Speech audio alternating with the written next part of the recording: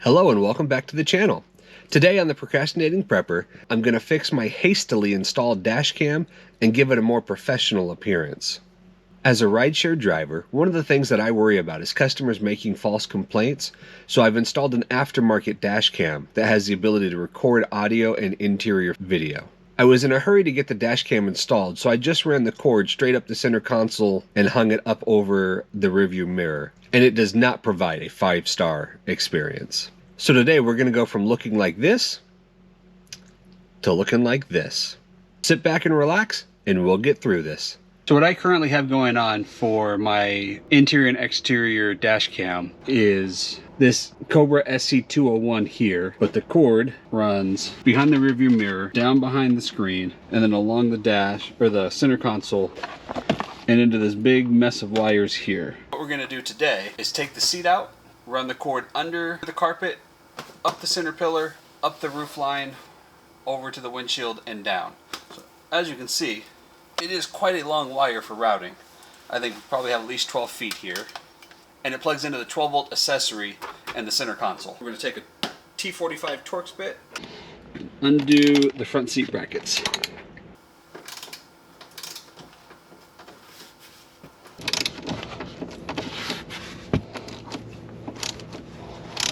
So the Tesla comes with an interior and exterior dash cam. The problem is there's no audio with it, and you can't get the interior camera portion. So with Uber, if you have an issue, I don't have dash cam footage for disputes if someone files a claim or a complaint about me. So because I don't have those features on the built-in Tesla cam, I bought this aftermarket SC201 from Cobra so that I can record conversations in the vehicle and have actual footage. The Tesla interior cam is only used by Tesla in case of an accident, from my understanding. I have not found a way of viewing it myself. But this aftermarket install just looked horrible and is not adding any value to the ride. This beautiful, attractive car, and I have wires hanging everywhere, so I'm trying to avoid that.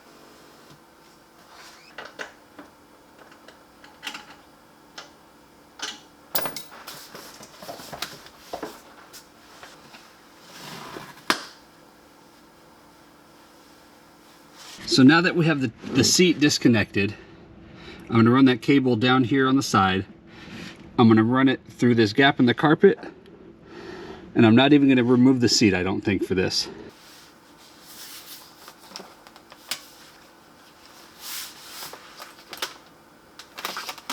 So there's a little tang that comes off the bottom of the seat bracket that goes into this hole right here, but I'm going to fish that wire through there and just avoid the tang when we come back down.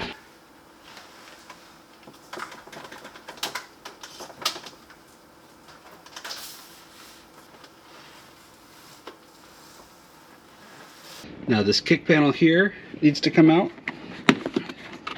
Just pulls up and pops out.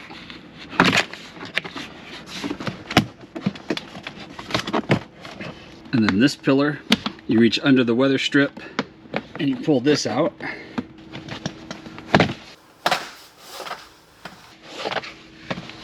that can just go right down to the seat. Now this piece here is going to just pull off.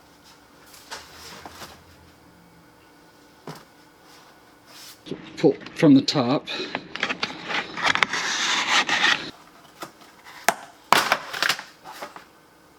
It just takes a little bit of force and pops out from the top. And these plastic clips here are what hold that in. I didn't fully disconnect the bottom of this.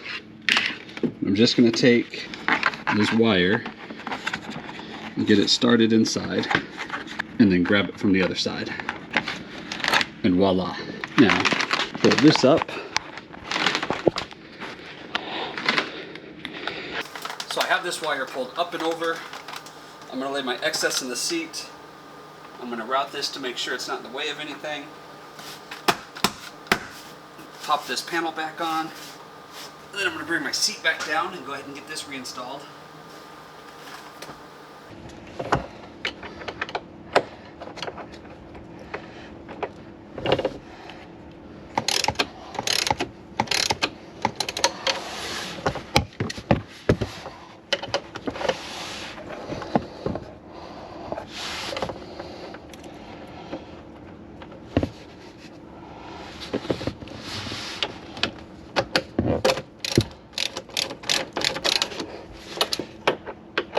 Alright, I'm not tightening these bolts all the way.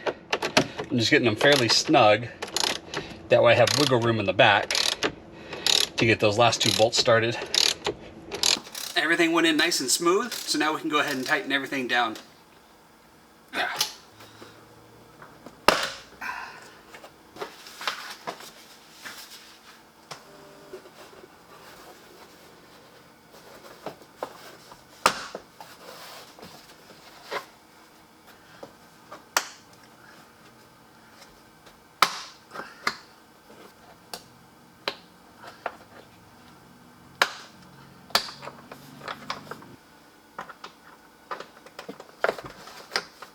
Up above in this visor is a T25 Torx bit.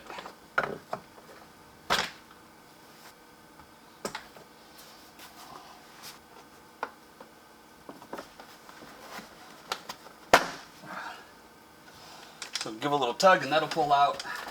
Now look at all that room that we have. Come over here and grab this cord, fish it in here.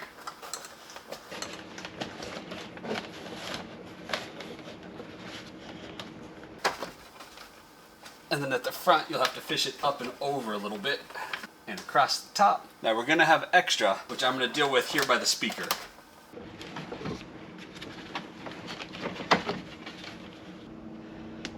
So I'm gonna go ahead and plug this in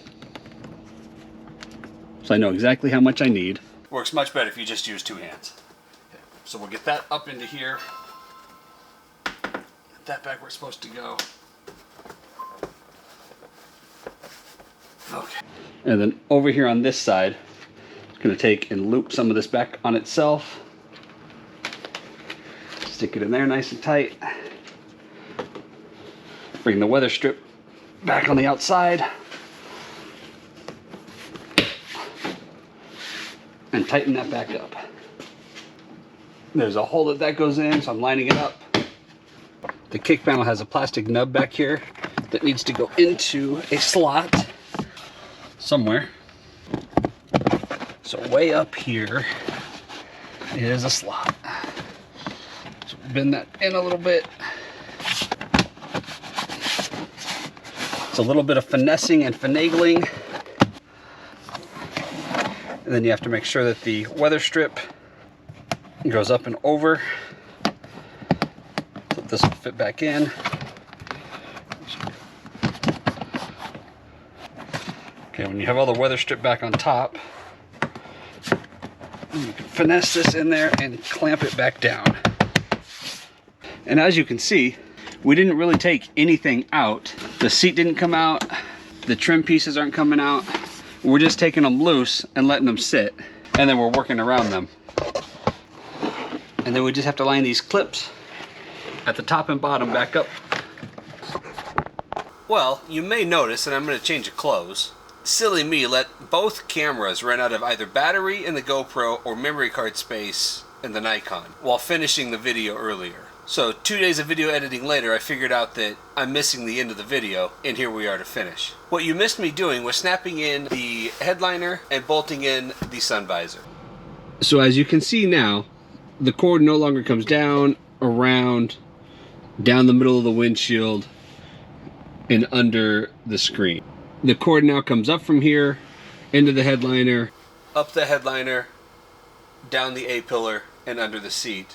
And then plugs in nicely to here without a whole bunch of excess cord stuck in the middle. And it's a lot less noticeable to a customer sitting in the rear of the vehicle. So overall, I'm quite happy with this little install. It took me about an hour in total, but that was with several camera changes and worrying about the filming and doing retakes. I think all in all, this would have taken about 20 minutes if someone were just to come out, rip out the seat, take some of the trim pieces down, and run the wiring. So I know that it defeats the purpose of adding a dash cam to your Tesla because you already have an interior and exterior dash cam that are recording all the time. But this gives you audio and the ability to actually download your interior footage to deal with complaints or concerns. So if you do ride sharing and you use a Tesla, I highly recommend this upgrade.